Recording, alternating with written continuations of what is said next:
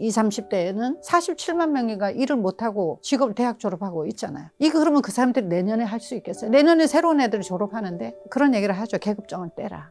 몇 년 전에 강남에 빌딩을 산 사람을 조사했대요. 보통은 3040. 그럼 이 사람들이 원래 금수저였냐? 그건 아니란 얘기예요. 그리고 이 사람들이 어마어마한 뭐 좋은 학벌을 뭐 아이비를 나오거나 서울대를 다 나오거나 이거냐? 그것도 아니라는 거야. 아주 그런 계급장이 없는 사람들이 밑바닥서부터 시작해서 성공한 사람들이 굉장히 많더라는 거야. 자기가 계급장이 없으니까 일을 어떤 가리지 않고 몸을 괴롭히면서 일을 한 거 아니에요, 사실은. 그 다음에 1억이라는 소득이 생기면 어느 정도는 자기가 자산이 돈을 벌어오는 부자가 되니까 시너지가 나는 거잖아요. 그러니까 우리가 이런 것이 필요하다는 거지. 열심히만 한다고 해서 우리가 잘 먹고 잘 살 수 있다 그러면 우리나라 열심히 안 사는 사람이 있을까요? 전 세계에서 우리나라처럼 성실한 사람이 어디 있겠어요? 자본주의를 조금 우리가 이해하거나 공부할 필요가 있다.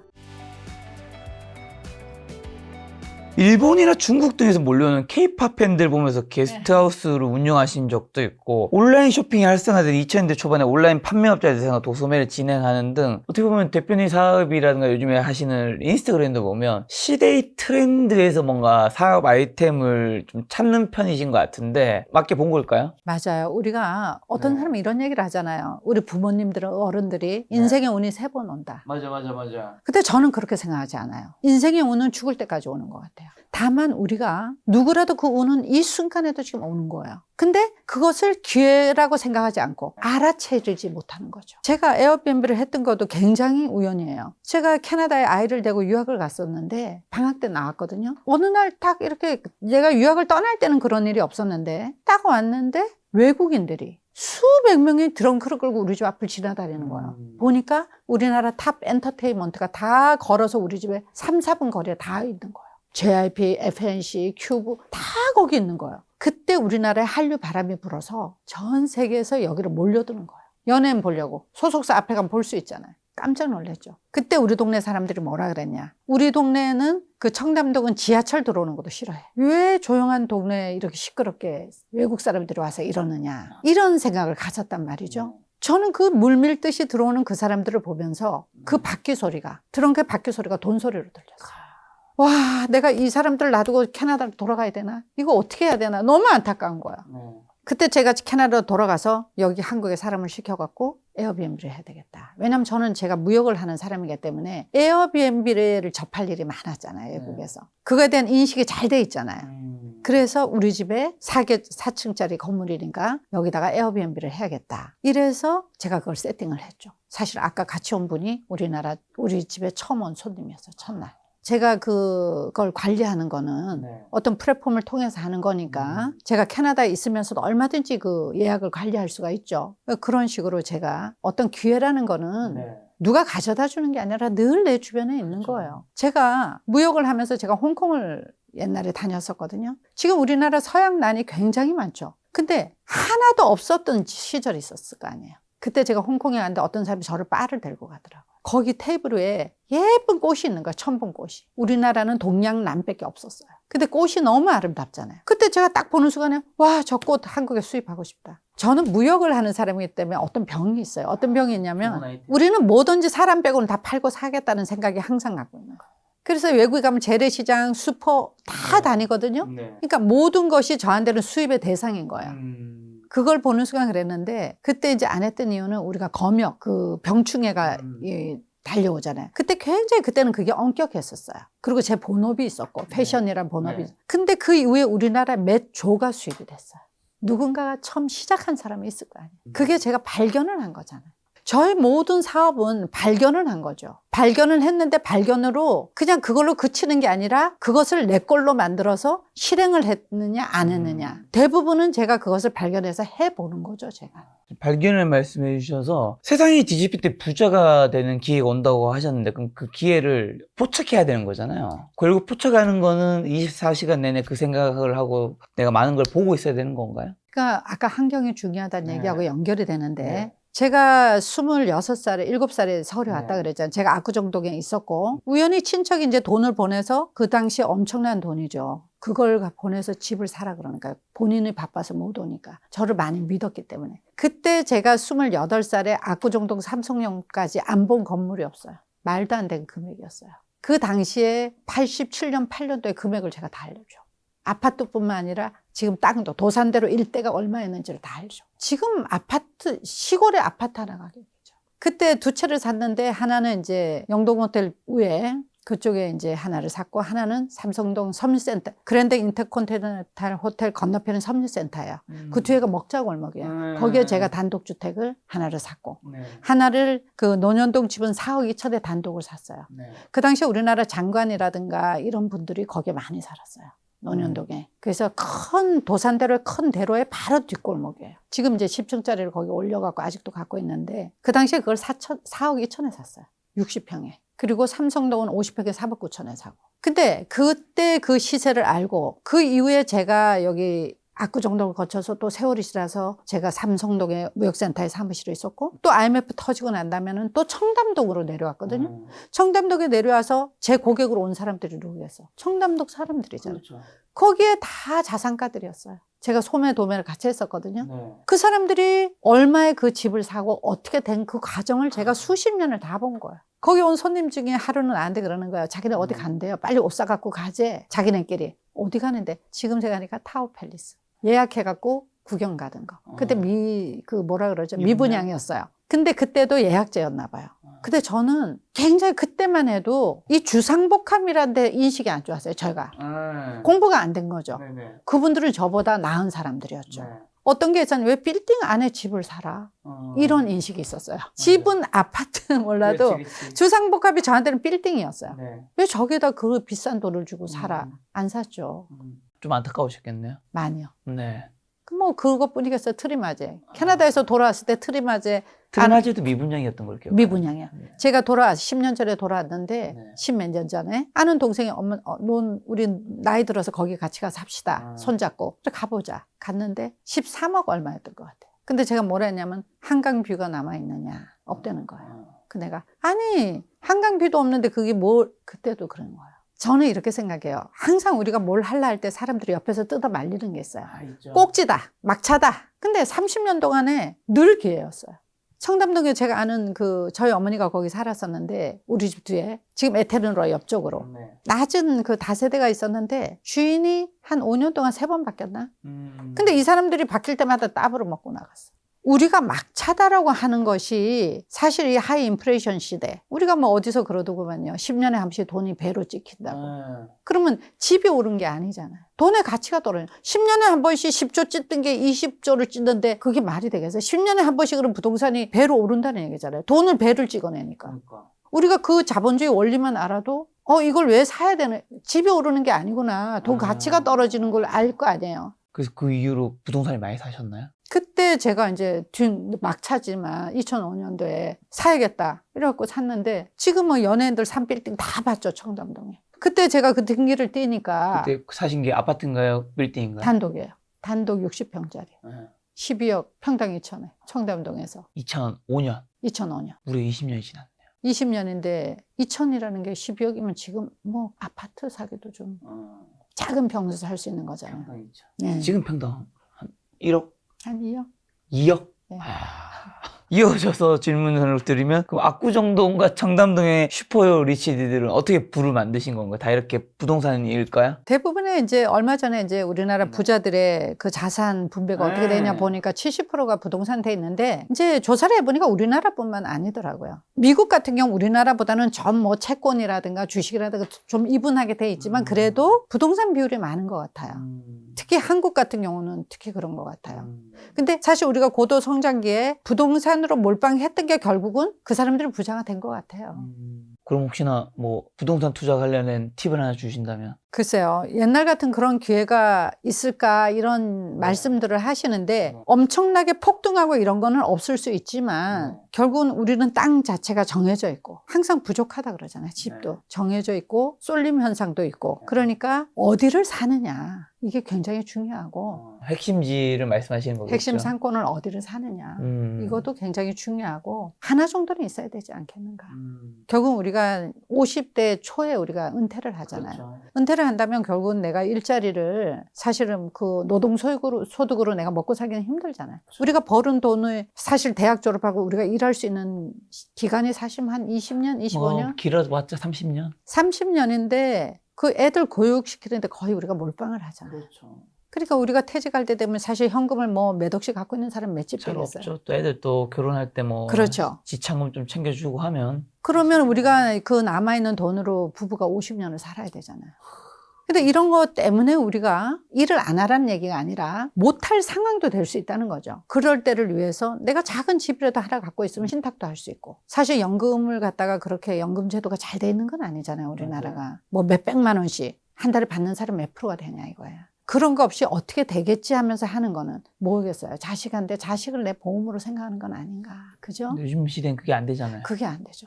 제 나이까지는 그게 되죠. 요즘엔 뭐 자식도 먹고 살기 너무 힘든 세상인데요. 지금 20, 30대 일자리가 60대한테 다 뺏기고 있잖아요. 60대한테 왜 뺏기겠어요? 이 사람은 반값에 경력자 3, 40년 된 경력자를 쓸 수 있으니까 그 사람들을 쓰는 거잖아요. 그러니까 어제 그저께도 신문에 났잖아요. 네. 오히려 일자리로 60대 이상이 더 많지만 20, 30대에는 47만 명이가 일을 못하고 직업 대학 졸업하고 있잖아요. 이거 그러면 그 사람들이 내년에 할 수 있겠어요? 내년에 새로운 애들이 졸업하는데 그런 얘기를 하죠. 계급정을 떼라. 우리가 몇 년 전에 강남에 빌딩을 산 사람을 조사했대요. 그랬더니 보통 3040. 그럼 이 사람들이 원래 금수저였냐? 그건 아니란 얘기예요. 그리고 이 사람들이 어마어마한 뭐 좋은 학벌을 뭐 아이비를 나오거나 서울대를 다 나오거나 이거냐? 그것도 아니라는 거야. 어떻게 보면 그 사람들이 아주 그런 계급장이 없는 사람들이 밑바닥서부터 시작해 성공한 사람들이 굉장히 많더라는 거야. 자기가 계급장이 없으니까 일을 어떤 가리지 않고 내가 어떤 뭐랄까 시드를 만들 때까지 우리가 뭐 1억이면 1억이라는 시드를 만들 때까지는 자기 몸을 괴롭히면서 일을 한 거 아니에요, 사실은. 그 다음에 1억이라는 소득이 생기면 어느 정도는 자기가 자산이 돈을 벌어오는 부자가 되니까 시너지가 나는 거잖아요. 그러니까 우리가 이런 것이 필요하다는 거지. 열심히만 한다고 해서 우리가 잘 먹고 잘 살 수 있다 그러면 우리나라 열심히 안 사는 사람이 있을까요? 전 세계에서 우리나라처럼 성실한 사람이 어디 있겠어요? 그런 것만큼은 안 된다. 좀 우리가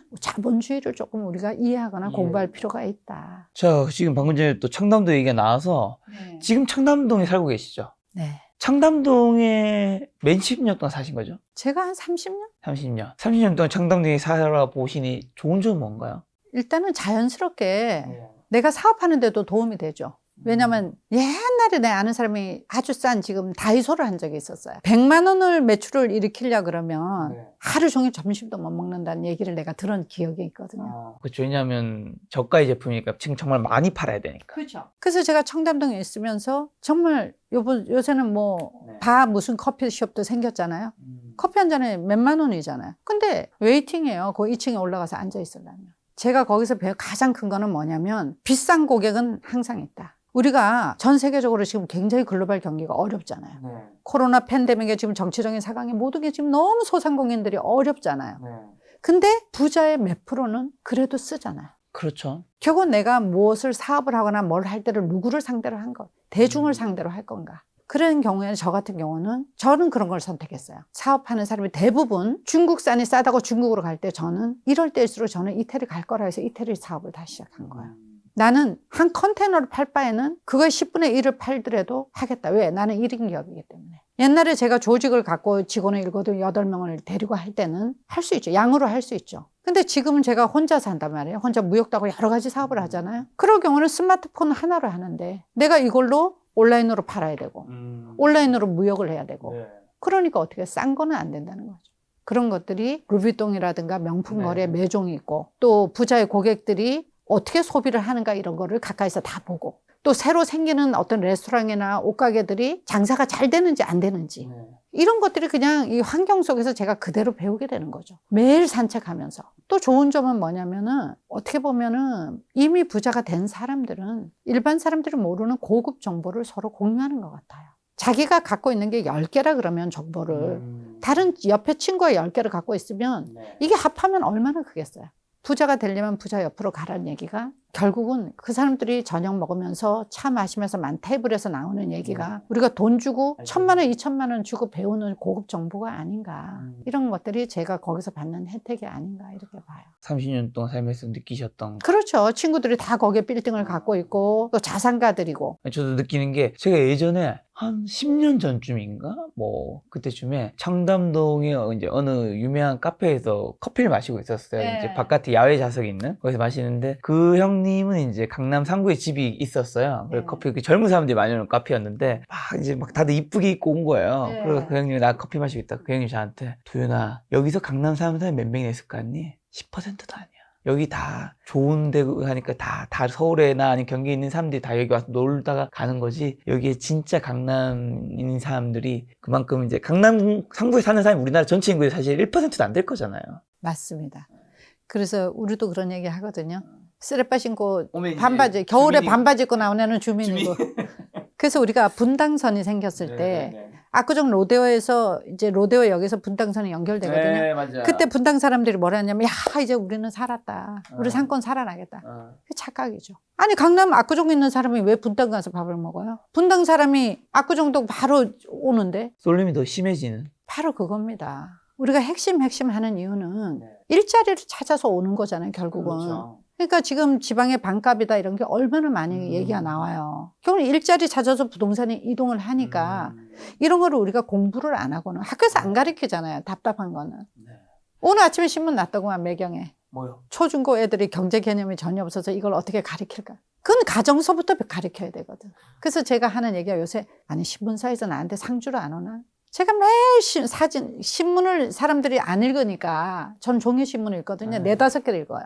그거를 제가 픽을 또 해서 찍어서 요만한 걸 올리는데 그것도 귀찮아서 안 볼까봐 또 제 의견을 넣어서 매일 그거를 제가 캔디픽으로 제가 올려드려요. 근데 그것이 돈 공부를 어떻게 해요? 그래. 가정에서 안 가르치고 학교에서 안 가르치면 내가 해야지. 가장 중요한 게 뭐예요? 신문. 부자들을 조사했잖아. 인터뷰를 했잖아.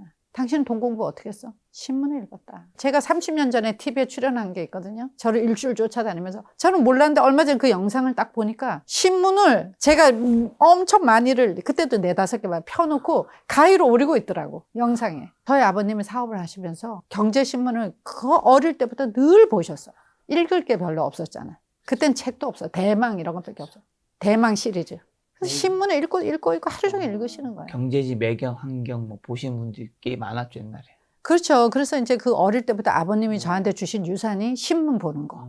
그러니까 그게 제가 20대부터 지금까지 이어진 게 누가 만나도 이렇게 무식한 표가 안 나고 누구랑 얘기할 수 있고 또 이게 단순히 어떤 부동산 공부, 주식 공부만 해서 되는 게 아니라 이게 정치, 경제, 사회가 맞물려 있구나. 이거를 이제 알게 되잖아요. 아버님이 남겨주신 게 이런 신문이랑 아까 또 초반에 말씀해 주신 그런 자존감을 살려주는 응원의 말들 해주셨는데 나는 아이가 생기면 아버지가 나에게 준 긍정의 언어를 내 자녀에게도 꼭 해줘야겠다고 생각했다. 그것이 내가 줄 수 있는 가장 가치 있는 유산이라고 믿었다고 이제 추가하신 부인 사이트 있던데 요건 정확히 어떤 의미고 자녀에게 꼭 가르쳐야 하는 공부는 지금 자녀분이 나이가 어떻게 되시죠? 24살. 24살. 네. 뭐 어떤 거를 가르쳐야 될까요? 저 같은 경우는 학교 다닐 때 공부를 안 했다고 그랬잖아요. 근데 제가 사업을 그래도 어떻게 이렇게 잘 할 수 있었나 생각을 해보니까 코엑스에 사무실이 있었거든요. 90년도인가? 그리고 이제 그 다음에 무역센터로 넘어갔는데 그때 거기에 서울문고라는 그 책방이 있었어요. 거기를 내려가서 책을 이렇게 읽기 시작한 거죠. 왜냐면 모르니까 아는 게 없으니까 신문 읽기와 책 읽기. 그래서 제가 그때 깨우친 게 뭐냐면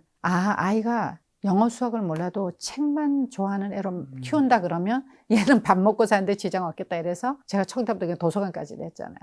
7년 동안 했어요. 다른 건 몰라도 아이 그 성적에 대해서는 뭐라고 안 한 것 같아요.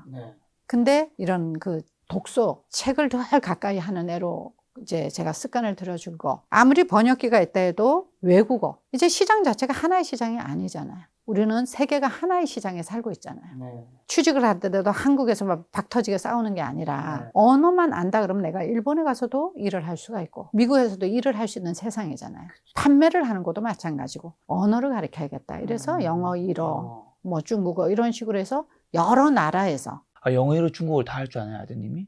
네, 중국에서 학교 다니고 중국어는 많이 까먹었다 그러는데 일어는 이제 또 이렇게 코로나 때 제가 이제 일본 사람하고 같이 살고 있으니까 전화로 이렇게 배우게 해갖고 지금은 일어를 이제 하고 가급적 이제 영어도 잊어버리니까 똑같은 걸 배워도 미국 유튜브에 들어가서 네. 들으려고 하더라고요. 그래서 그렇게 했다면 얼마나 그게 확장성이 있는지, 그 나라 책을 그 나라 언어로 읽는다는 거는 굉장한 거잖아요. 예, 우리가 네이버 뉴스만 보는 사람으로 머물 것인지, 구글을 보는 사람으로 보는 것이 그 다른 얘기잖아요. 제가 영어만 잘했으면 구독자가 한 1000만이 되지 않았을까. 글로벌로 갈 수 있으니까 고민하고 있습니다. 요즘 영어를 공부해야 될까 말까를.